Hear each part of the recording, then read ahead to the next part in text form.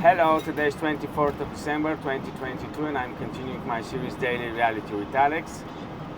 Today I'm in Austria and I'm continuing our vacational topic about creation, about why we celebrate the birth of the Messiah, the birth of Jesus Christ, and what is the meaning of this archetype and why it's important and why reality cannot exist without the figure of a savior. As I was explaining during the creation cycle of creation and destruction, that there should be and there is a necessity of an option that is possible to break this cycle. And of course, a lot of us are willing, when we hear an explanation and when we hear a story, everything to be finite, everything to be concrete, everything to be in detail, and we want everything just to be as much as possible relevant to the age that we are in. The big problem, of course, is that fundamental stories should be always actual, should be always accurate, doesn't matter what are the details. So when we speak about savior figure of humanity, when we speak about the creation, if it's a fundamental knowledge, it should be applicable in every area of life. And this is part of the reason, because in reality everything is reflection of something else and everything consisting to something else, and this is the way reality is created, and everything is working according to the law of correspondence. So once we put this idea and concept about salvation, about creation destruction cycle, and how this loop is to be escaped, it is working in a lot of areas of the physical materiality as well as in the mental area, and these are principles we can apply in different areas of our life. Does it matter that the story actually didn't happen?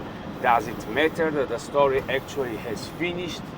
Does it matter that during the 33 years, for example, according to the story, while Jesus was living on this earth in our experience, everything is finished? Is everything finishing with us when we're living this experience? Of course, nobody can answer all the topics, but it looks like that a lot of the stories actually haven't finished. It looks like that a lot of the mythos that we are exposed to daily actually is still in progress. It looks like that our experience is also a non-ending one. So when we look and try to explore the fundamentals, we need to know that they are actual yesterday, today, and forever. They are actual for ourselves specifics as well as for all other human beings, and that's why I like to go into the generality of the things, and I'm going to explain you why there happens to be a necessity for a savior, for a Messiah figure. As we know from some of the stories about the creation, when the human being was created, then the human being decided to escape and to stop, subordinate, and to transgress, or to go out of order in order to pursue the knowledge of good and evil and to be like the creators. Is it good or bad? The first decision which the human being has taken, it is of course questionable, and it depends from the perspective from where we are watching. Once we start watching the history from its end backwards, then everything will make 100% sense.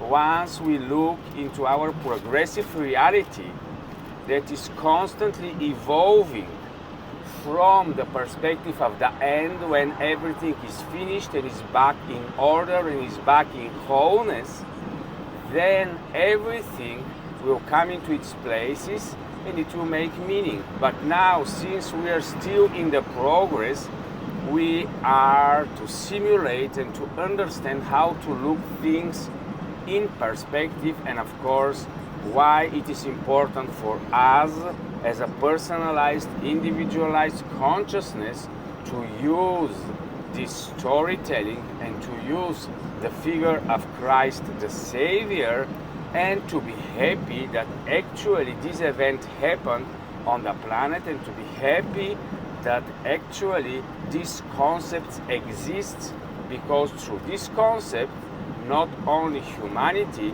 but all reality is able to go into a new transformational level where the death and life cycle is broken, where the creation destruction cycle is broken, where the beginning the end cycle is broken, and humanity and all the creation and all reality is going to approach a new experience. For sure, what is important for us is to be able to extract and to understand in every little practical detail of our daily experience why the Christ figure is important in everything we are doing. The first thing we need to understand why we the human beings transgressed, why we decided to go out of the order and out of the positioning where we were, what we had before we so-called sinned and decide to go our own way. Before this, 100% the human beings were subordinate to their creator.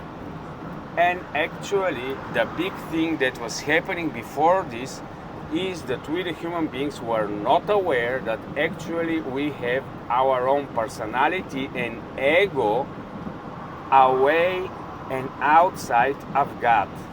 So actually we decided to disconnect, and because of this disconnection, because of this subordination, actually what happened is that we discovered that we have an ego.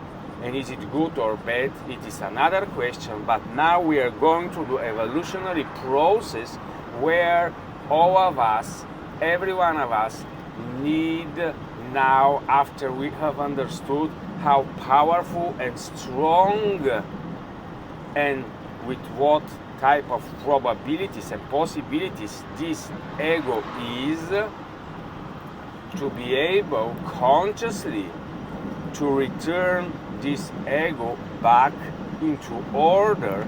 And since it is not possible once the Pandora box is opened, once the human beings has already unleashed the ego, the limitless being, to be able through its intent to influence everything in reality, and since it is done out of order, we have actually given up our positioning of rulership upon this reality, and that's why we needed someone to give back and to put humanity back in positioning. Of course, the big problem is that we don't understand why the objective reality and why the physical matter reality looks like that it is disconnected from our inner being. And when the so-called Messiah and Christ figure was here on the planet, according to the story, usually the Jews were expected a different finale, and still they're expecting a finale where in the physical matter reality there is going to be a ruler and a king who is going to do everything back in order and who is able to rearrange everything to the way it should look like, but from the perspective of the physical material reality. The problem is that the human being is not only a physical material reality being, but since we are border zone creatures, if we don't take back our inner world chaos and turn it back into order, if we are not able to subdue and to rule our own personal ego and to give our life back to our Creator and to work in coordination with Him, then it is not so possible for the human being long term alone to be able to solve the problem of creation and destruction. I know a lot of us have heard the story, and for a lot of us the story of Christ is a story of weakness, and He is the so-called second Adam, the second chance that we as humanity have. And the only thing, when I'm monitoring for more than 30 years by reading the Bible and exploring for myself by learning the life of Christ, what I'm finding out that almost maybe up to 100% you can never see His own personal expressions, because all the time He was expressing His Father, and He was expressing the higher being, and He was expressing never His will. So actually we cannot see the Christ ego. This is the difference between the human beings, because we want through the ego to be able to fix reality, and Christ was an example for all of us that there is a possibility through connection with the divine source and without ego actually to perform and to have much more better result. Of course, from the perspective of physical material reality, those of you that know the story are going to say, well, Alex, actually things are half done, nothing is finished, reality is still not perfect. I've heard about that Christ was able to actually conquer the hearts, He did something in the spiritual realm, but nothing is 100% manifested in the physical material reality. And when you translate this into our personal lives, it also happened the same way. A lot of solutions, a lot of ideas we have done in our personal, non-physical material reality, and then there is a time lag till everything that we have decided to happen actually is manifested in the physical material reality. And long term, there are much more processes and tendencies going on with the human beings that are long term to be fixed. I've heard it so much that we the human beings are saying, well, Alex, we don't want to be saved. There is nothing to be saved from. We are so good, we know how to do everything, and even if we don't know, we are 100% sure that through the evolutionary process we are going to do it and we are going to match it, and we don't need a savior. But in reality, the figure of the Christ is 100% necessary, and that's why more than 4 billion people of us are actually acknowledging the story, are actually consciously or subconsciously paying attention to what is the probability, if this is a truth, to actually be of a good outcome for all of us as humanity. So still it is very hard after so many thousands of years while the human beings were here on this physical material reality. It is still very hard even for us. It is hard for me with my 48 years experience to understand myself, to be able to know how I need to move forward, why I am to be connected to my source, to my savior, why I'm just a home for the Creator. Why?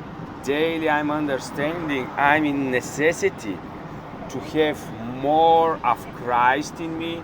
Of course, some people are translating the Christ figure as the consciousness, Christ consciousness, and so on. Is this the solution? Actually, if we paraphrase this and say, well, if Christ is the consciousness and if the consciousness is the solution, and so on and so on, we can go into depersonalizing, we can go in personalizing, we can go in the literal, we can go into the mythical, we can go in other direction, but it is not possible reality to be explained without this type of storytelling. And I can go into very different directions, but maybe I'm just going to explain one scientific explanation about the reason Christ is a necessity to exist. If you know, in the construct of reality, everything is created by energy, and energy exists because of the electromagnetic field. And if you go and deep dive and deconstruct everything in physical matter reality, the only thing we are going to see is toroidal fields. We think for atoms, we think about electrons, but actually all the things that are existing are constantly connected through and with each other through these toroidal fields. And it is also on the bigger scale. Even the planet Earth is creating a toroidal field. I, as my body, am creating a toroidal field. You are creating a toroidal field. Everything is constantly into electromagnetic field connection, and all these fields are constantly interacting with each other. The possibility for an electromagnetic field to exist, we need to have a plus and a minus, we need to have a direction, and we need to have a central way through which the energy is able actually to connect everything. And this is one of the allegorical explanation about Christ, that Christ is the central line through which everything flows, and you cannot circumvent it, and you cannot create a possibility where the Christ not to exist. And one of the models, because the problem is that even the Christ story, even our personal lives, even all these subconscious archetypal thinkings are actually representing models of what is beyond the scene, beyond the form, beyond everything that is possible to explain. But if we don't understand the unexplainable, if we don't deep dive into what is the unknown, we are not going to ever understand why the world of forms and of effects is everything behaving the way it is behaving. And for regret of some and for happiness of others, it is not possible without this salvation, Savior, Christ figure, storytelling, and archetype to be explained. How is it possible at all creation to exist? I know that, for example, all of the people that are into the physical explanation of space and time, the so-called guys from the theoretical physicists and so on, they have all their models based on two fundamental things: space and time. But in order space to exist, someone needs to create the ability for space to exist. Without a savior, without the long-term solution, even space was not going to be possible for all of us to exist. So thank you for watching today. I'm very happy that we are able to remember in these days all this storytelling and to actually be able to 100% use a lot of these things in our personal life, and of course those of us that are willing to long-term accept that this is the only possible way and to have Jesus Christ as Lord, Savior, and so on.